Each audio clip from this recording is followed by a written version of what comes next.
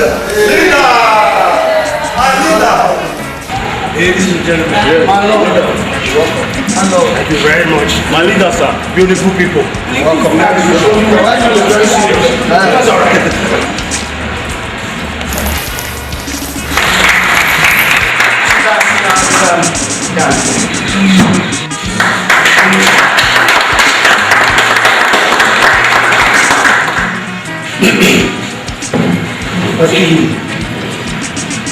Then, good day, Masses representative and chairman-elect, my party members. You all know why we are here. To move ahead, recent event has shown that there is need for me to come back for the third term in office. Excuse me. You are aware of the multiple projects we have at hand. And I have done a lot for our people in the area of corruption. I can solve the problem of this country. I can save my nation. I love my nation. And I want to save my nation. And I want to use this opportunity to solicit for your cooperation and understanding. And I want to come back for the third term in the office so that we'll be able to complete the unfinished project.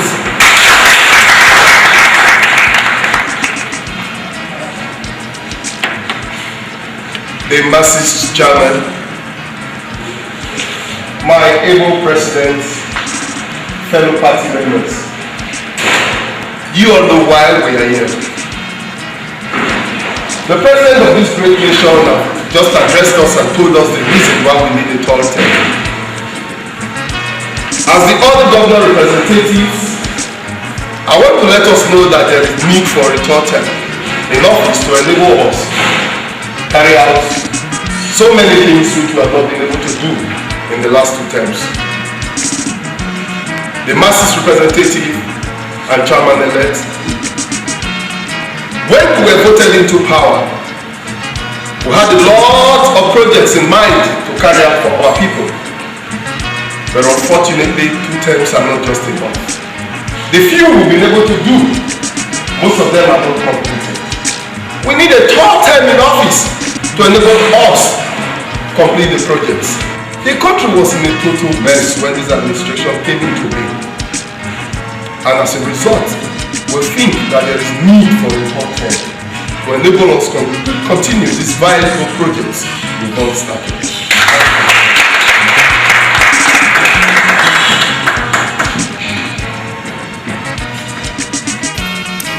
The Masses Chairman, I just want to borrow a leaf from Mr. President that I am in love with my people and I am ever ready to serve them better if given a third chance.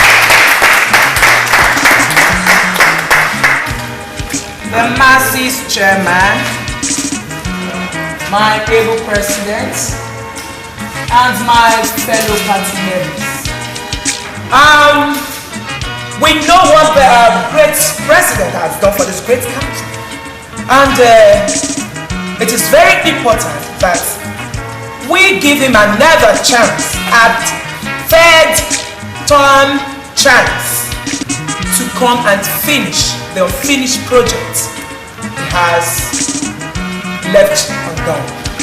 So I'm using this opportunity to beg you, the Masses representative, to please talk to the masses to support our president, support us for a third term chance to finish our finished project. Thank you.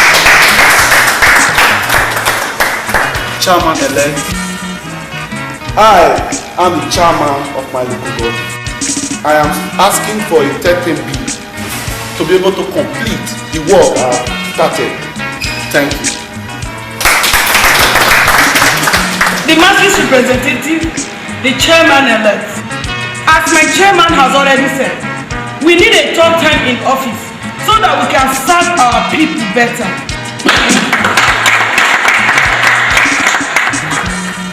Thank you very much. Thank you, everybody. I hear the two way you can talk.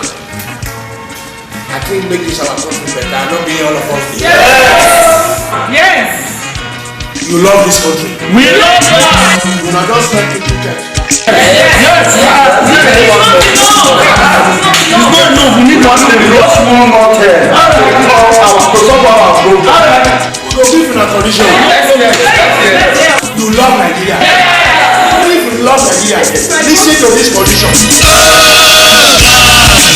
Merciful Almighty, make you touch the head of some people who say Nigeria today. Oh God, merciful Almighty, make you touch the head of some people who say Nigeria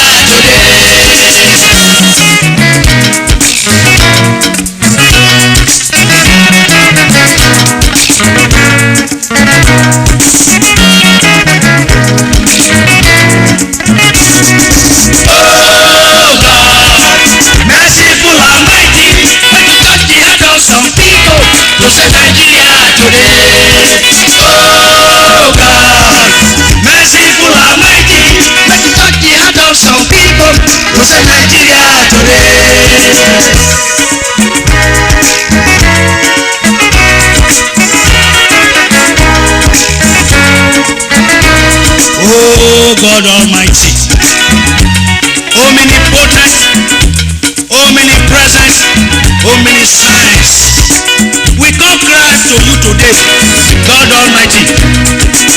You give us in Nigeria almost everything, but one thing where you put for inside, the thing they worry us, my God Almighty. And with you, all things are possible. Now we come cry, come with you.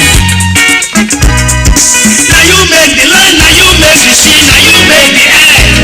With you, Almighty God, all things are possible. Now you make the land, now you make the sea, now you make the air. With you, Almighty God, all things are possible. Now you make Nigeria, you give us a more sovereignty. But the leaders where you give us, they record them are criminals. Now you create Nigeria, you give us a more sovereignty. But the leaders where you give us, they record them are criminals. They be armed robbers, they be pay robbers, they be criminals. They be warriors number one, they get you, Baba. They be armed robbers, they be pay robbers, they be criminals. They be warriors number one, oh Baba.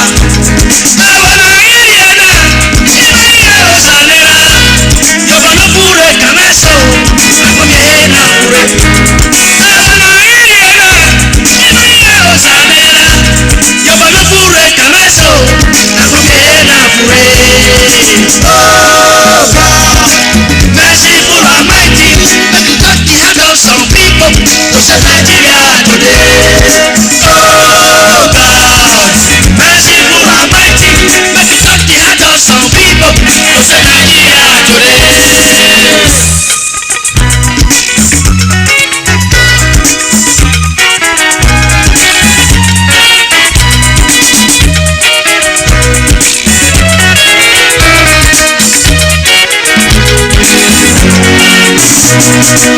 Almighty God, if to say Nigeria, my country, now they write this Bible, they for don't amend this Bible long time. Therefore they amend them as they amend the constitution every day. When election they come like this, you go begin see poster, back everywhere. They won't be president, they won't be this, they won't be that. Oh God Almighty, now you know the one way go better for our body amongst these people. Now you go give us, because many of them they not love Nigeria at all. If you know say you want to be president of this country, make you listen to this. Your salary go be 50,000 naira for 1 month, and you go dey live for 3-bedroom flat. They go buy fairly used, one fairly used car, make them give you a sufficient car, make you dey ride. Whether they go see your poster for outside today. Oh, you wey wan be governor, make your salary be 30,000 naira a month. Then you go dey live for 2 bedroom. they go give you whether you go like to contest this election again. And you for National Assembly which any one of them una salary go be 25,000 naira a month with one small bedroom use car as your official car whether they go see your poster for outside again for you state assembly make una salary be 20,000 naira with one room and parlour whether una go like to contest this election again abua then for the local government chairman abi no be so una salary go be 15,000 naira a month and you go stay for one bedroom flat whether your poster go dey for outside again and the official transport wey you go get go be keke napep like the one wey dey ride for area or dey go buy high check motorcycle make e dey give you make you dey take go work whether you go like to contest election again and for you councillors yes una salary go be 10,000 naira a month abi no be so then you go go buy this one wey dem dey call that bicycle wey get pole for middle then when you dey go you go pass your wife for that ikeke ogo then you go tie your pikin for carry am for back whether you go like and you go dey live for one room with pit toilet whether you go contest election again whether you go like to come election anymore you see that oh God Almighty give us the person wey go lead us.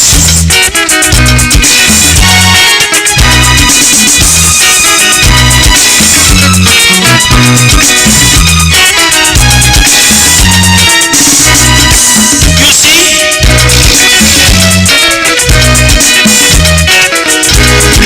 we done this one, Mr. President, National Assembly, governors and others. If you don't do this thing where I say, you don't need security. You don't need police to guide you. No agent wey go follow you. No robber go wey go thief you. Because true, that time we ordinary people go get money pass. You na go serve us, no be we go dey serve you now. No how robber. You na don buy everything finish, especially governors and the rest. And in my own state, Benin City, the governor and all the government armed robbers, they don buy all the open space wey dey for Benin. The only thing wey they never buy na be the river. And because of their papa, mama phone wey dey for cemetery, na make dem leave the cemetery wey dey no buy am. So kwakwa you know, ẹ̀rọ wa fìlú gbólógbé eruwa mi luwa kwa ìyàwó ìwà. For 2007 election wey dey come so, we wan make una do Osayomore floor. I'm not a prophet of doom o, but there will be so many killings because everybody wan dey for position. God Almighty, we appeal to you to come and save us.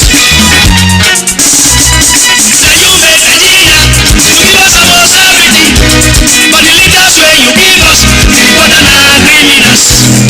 Na you make Nigeria, you give us almost everything, but the leaders wey you give us, the important na criminals. Dem be armed robbers, dem be bank robbers, dem be criminals. Dem be wayoris number one, fear me oh Baba. Dem be armed robbers, dem be bank robbers, dem be criminals. Dem be wayoris number one, oh Baba.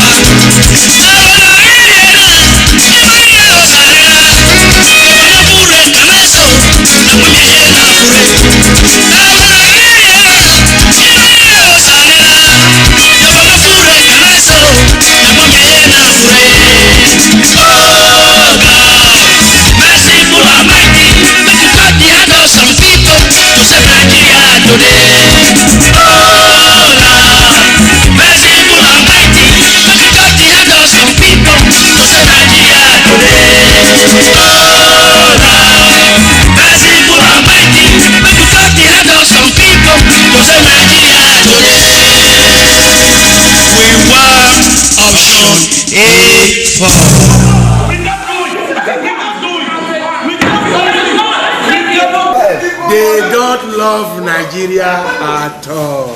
They are all fighting for their pockets. Nothing to write home about. I'm talking about Bino, our representative, the masses representative is talking about 50,000. This meeting was nonsense.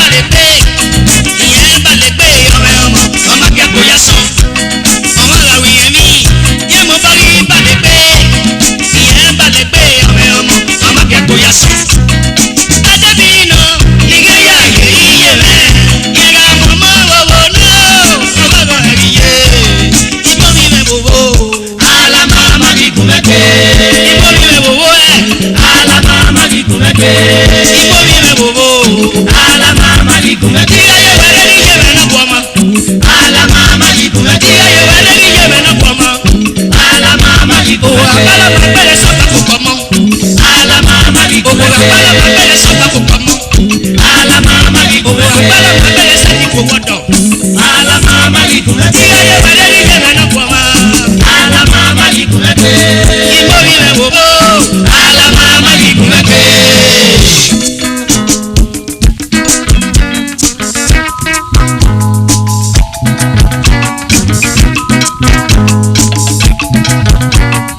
adebino iye ya ye iye re adebino ena we ya bubo adebino iye ya ye iye re adebino ena we ya bubo ọmọ la wiye mi iye ba le pe iye ma ke no mo no ga si ese ọmọ la wiye mi iye mo ba wi po pepe iye po pepe ọmọ ke ko ya so ọmọ la wiye mi iye mo ba wi ba le pe iye po pepe ọmọ ke ko ya so adebino iye ya ye iye re ye ga mo ma wo wo na o lo lo iye ibo mi me bobo ala mama likunete ibo mi me bobo ala mama likunete ibo mi me bobo ala mama likunete ye wele ni je me no komo ala mama likunete ye wele ni je me no komo ala mama likunete ko ga pa ko so ta ko komo ala mama likunete o se ko wodo ala mama likunete o ba la ma ni ye ku mo ba ala mama likunete ye ba la ma ni ye ku mo we ala mama likunete ibo mi me bobo ala mama likunete ibo mi me bobo ala mama likunete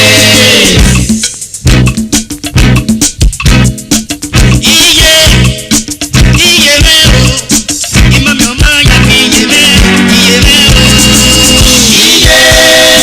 iye me o ima mi o ma ya mi iye me o iye me no ye ima mi o ma ya mi iye me o iye me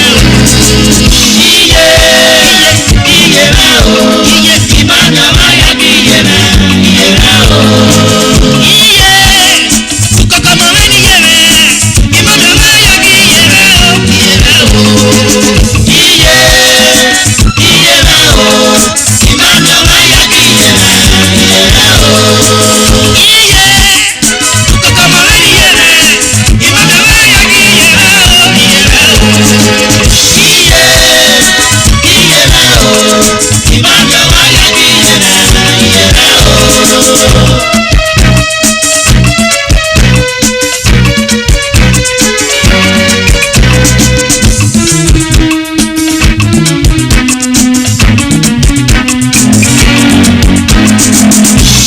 o iye me no ye ima mi o ma ya mi iye me o iye me o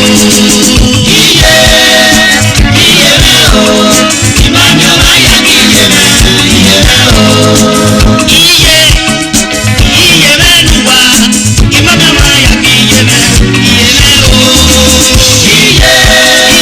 iye me o ima mi o ma ya mi iye me o iye ukoko mo me ni ye me ima mi o ma ya mi iye me o iye me o iye me o ima mi o ma ya mi iye me o iye ukoko mo me ni ye me ima mi o ma ya mi iye me o iye me o ima mi o ma ya mi iye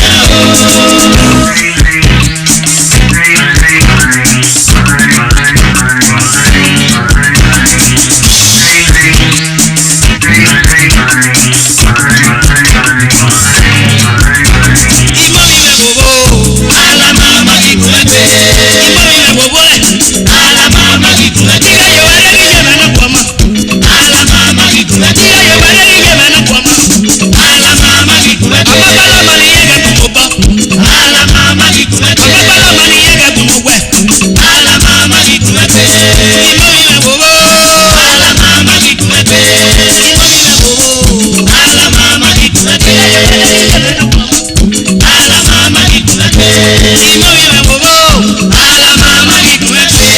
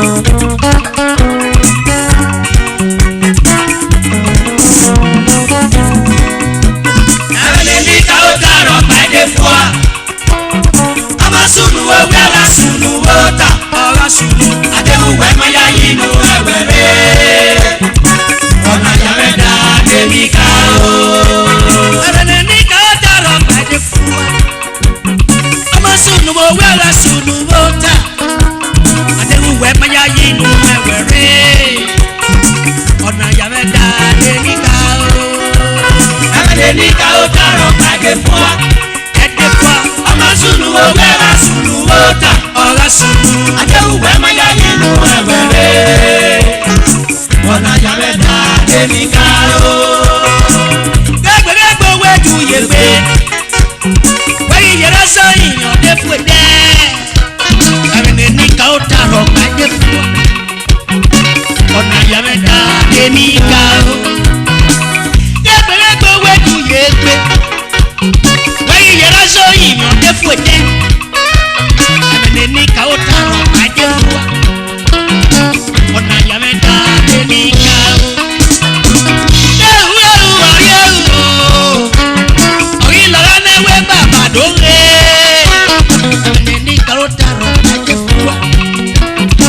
Ọ̀nà yàmẹ̀dá lèmi ká ó. Pọ́nlúwẹ̀ o ẹ̀dọ́. Àgàbàgbà wúwẹ́ bú ìfarẹ́.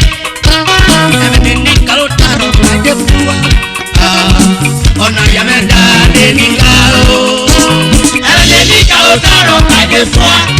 Ẹ̀dẹ̀ fún wa. Ọmọ sùnù owó ẹ̀rọ sùnù ó ta. Ọ̀rọ̀ sùnù. Adéhùwẹ̀ máa yá nínú ẹ̀wẹ̀rẹ̀. Ọ̀nà yàmẹ̀dá lèmi ká ó. Adébùsẹ́ ni mi nàá kẹ́. Àrífi owó àrídẹ́yẹ gbé. Ẹ̀mẹ̀dẹ̀ ní ká ó dárọ̀ pàdé fún wa. Ọ̀nà yàmẹ̀dá lèmi ká ó. Àgàsẹ́gbọ̀n àgbọ̀n yẹrẹ. Àgàsúwánú nẹ àríyànjú. Ẹ̀mẹ̀dẹ̀ ní ká ó dárọ̀ pàdé fún wa. Ọ̀nà yàmẹ̀dá lèmi ká ó. Kùnú náà yá jẹ́mi ẹ̀rẹ̀ aládèrè afẹ́rẹ́ fa. Èmi ẹ̀rẹ̀ yìí má dà mí àwẹ̀ gbé. Ẹ̀rẹ̀ ní ká ó dárọ̀ pàdé fún wa. Ọ̀nà yàmẹ̀dá lèmi ká ó. Ẹ̀dọ́ yóò máa yọ báàrí màdó. Tòun náà má dọ́ àyà ìwé mi kó ẹ̀dọ̀. Ẹ̀rẹ̀ ní ká ó dárọ̀ pàdé fún wa. Ọ̀nà yàmẹ̀dá lèmi ká ó. Ẹ̀rẹ̀ ní ká ó dárọ̀ pàdé fún wa. Ọmọ sùnù owó ẹ̀rọ sùnù ó ta. Adéhùwẹ̀ máa yá nínú ẹ̀wẹ̀rẹ̀. Ọ̀nà yàmẹ̀dá lèmi ká ó. Àmì bí mo yẹ rí o ẹ̀dọ́. Ìkìtà mẹ́lá làárọ̀ àmọ́ mọ́ ẹ̀. Ẹ̀mẹ̀dẹ̀ ní ká ó dárọ̀ pàdé fún wa. Ọ̀nà yàmẹ̀dá lèmi ká ó. Àyè bí o bá gbọ́ àwọ̀ kan. Àwọ̀ òdùnrún àmẹ́mí làwọ̀ bí ẹ̀ bọ́lẹ̀. Ẹ̀mẹ̀dẹ̀ ní ká ó dárọ̀ pàdé fún wa. Ọ̀nà yàmẹ̀dá lèmi ká ó. Gbogbo ọmọ sẹ́ o àjò mẹ́. Ọmọ náà máa ń kó ọ̀nà yòókù omi hẹ́. Ẹ̀mẹ̀dẹ̀ ní ká ó dárọ̀ pàdé fún wa. Ọ̀nà yàmẹ̀dá lèmi ká ó. Ọ̀gbọ̀dà fi ń yá mẹ́ àmẹ́ká ẹ̀. Ẹ̀dá bá ọ̀rọ̀ bùnú. Ẹ̀mẹ̀dẹ̀ ní ká ó dárọ̀ pàdé fún wa. Ọ̀nà yàmẹ̀dá lèmi ká ó. Ẹ̀mẹ̀dẹ̀ ní ká ó dárọ̀ pàdé fún wa. Ọmọ sùnù owó ẹ̀rọ sùnù ó ta. Ọ̀rọ̀ sùnù. Adéhùwẹ̀ máa yá nínú ẹ̀wẹ̀rẹ̀. Ọ̀nà yàmẹ̀dá lèmi ká ó. Èdè akẹ́kọ̀ọ́ ẹ̀dọ̀ nílẹ̀ àwùwá. Yègèdè làwà mí ẹ́. Ẹ̀mẹ̀dẹ̀ ní ká ó dárọ̀ pàdé fún wa. Ọ̀nà yàmẹ̀dá lèmi ká ó. Ìjẹ́sùn mẹ́wàá àbọ̀dọ̀ sábò. Ìjẹ́sùn àbọ̀ àwa ẹ̀rín ni. Wọ́n bò wẹ́ wọ́n owó dà. Kèwòtò aráre náà máa dá lọ́bọ̀ náà bó gbé. Ìjẹ́sùn mẹ́wàá àbọ̀ o. Ìjẹ́sùn àbọ̀ àwa ẹ̀rín ni. Wọ́n bò wẹ́ wọ́n owó dà. Náà máa dá lọ́bọ̀ náà bó gbé. Ẹ̀rẹ̀ ní ká ó dárọ̀ pàdé fún wa. Ọmọ sùnù owó ẹ̀rọ sùnù ó ta. Ọ̀rọ̀ sùnù. Adéhùwẹ̀ máa yá nínú ẹ̀wẹ̀rẹ̀. Ramadan owó náà bó gbé. Náà bó gbé. Náà bó gbé.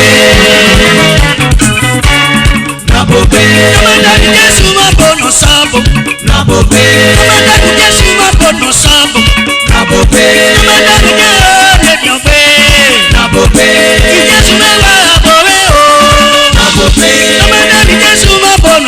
sabo na bobe.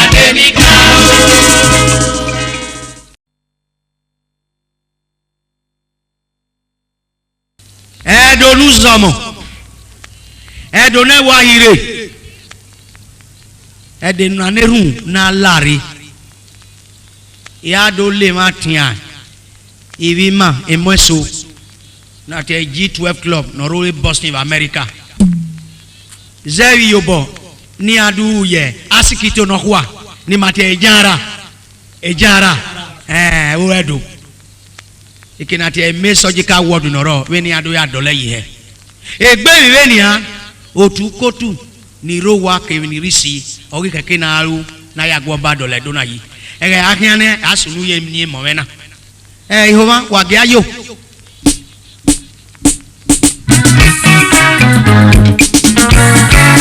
come on now do it right come on now go ahead do it right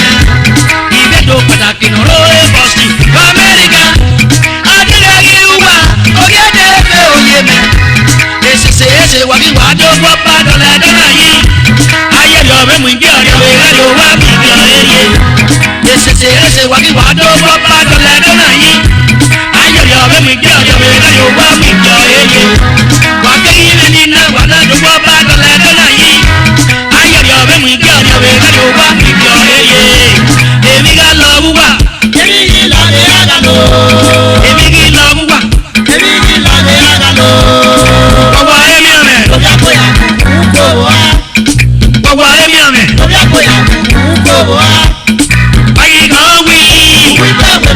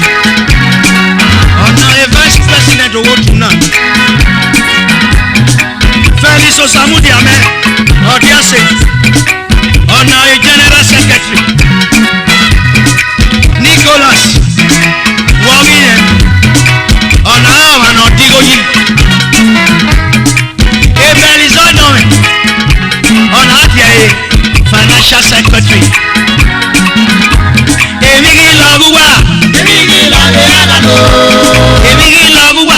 Èmi kì í lọ bí àdàlọ́. Wàwà èmi ẹ̀mẹ̀. Lóbi àbòyà kúkú ń gbòòrò wá. Wàwà èmi ẹ̀mẹ̀. Lóbi àbòyà kúkú ń gbòòrò wá. Báyìí kan wí. Òwú ìgbàgbé náà gbólúwo. Bọ́lá ṣoṣowú. Òwú ìgbàgbé náà gbólúwo. Èmi kì í lọ búwa. Èmi kì í lọ bí àdàlọ́.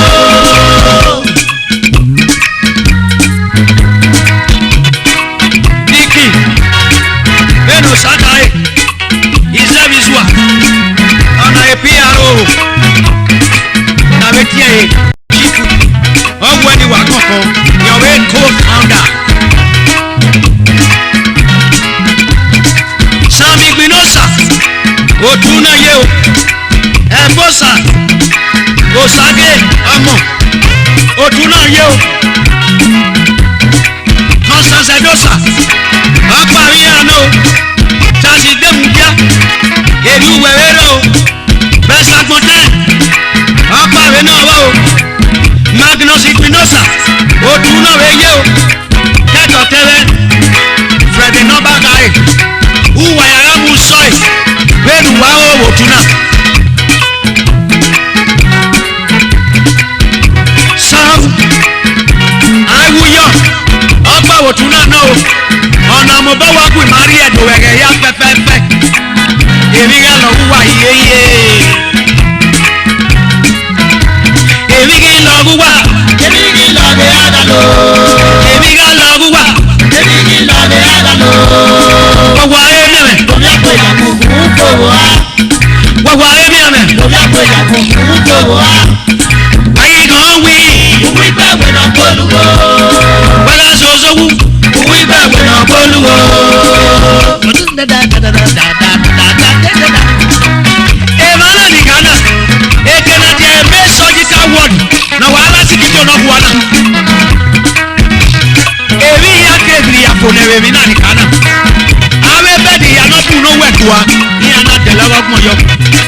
Awe ba une babu keke upele sikide wo. Ni ana delawa ya yi. Urupana ye mwa. Ewi nepo weti ya stretcher. Na yama wanegbe mara. Ana dele hiya. Eya na ye mwana. Mami kono kwa na ya wabed. Ne sagi mwagi tepe. Ne dumore jikpe. Iya na wadele hiya yo. Yo na wewe. Wena yage rage. Iya watole hiya pepe na wale general vitanzia. Negu weri ono. Negu wewe erio. Gari wasikitoni. Ila oda ato tenga nuki. Eke na jebo na melala dia na ngo. Negi temwina. Ana dolayi. Amena vekwaya. Wabe waru na yake. Ike iko wa yake me. Warese o. Yaso boyo. Emigi labuwa. Emigi labe adalo. Emigi labuwa.